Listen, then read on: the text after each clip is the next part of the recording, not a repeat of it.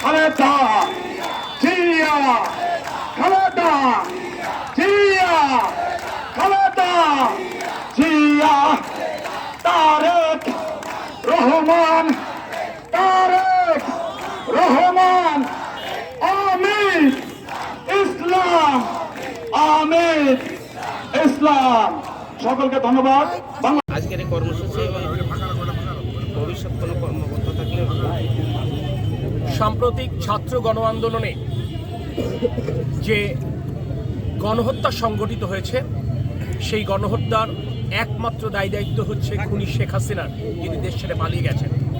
সেই খুনি শেখ হাসিনা এবং তার দোসরদের বিচারের আওতায় আনবার দাবিতে আজকে বাংলাদেশ জাতীয়তাবাদী দল বিএনপি যশোর সহ সারা দেশের সকল জেলা, সকল উপজেলা, এমনকি বিভিন্ন ইউনিয়নের গুরুত্বপূর্ণ বাজারে এই অবস্থান কর্মসূচি পালন করছে 14 এবং 15ই আগস্ট।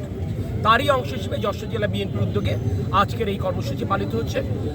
এছাড়াও যশোরের 7টি উপজেলায় কর্মসূচি একইভাবে পালিত হচ্ছে। সদর উপজেলা 15টি ইউনিয়নের গুরুত্বপূর্ণ বাজারে এই কর্মসূচি পালন হচ্ছে। আমরা যেন গণ অভ্যুত্থানের মাধ্যমে যে অন্তর্বর্তীকালীন সরকার এই মুহূর্তে রাষ্ট্রীয় ক্ষমতায় আছেন তারা কিংবা দেশবাসী যেন আমরা না ভুলে যাই যে এই অন্তর্বর্তীকালীন সরকার ক্ষমতায় নেবার আগের 1.5 মাসের অরাজকতাটা কী ছিল।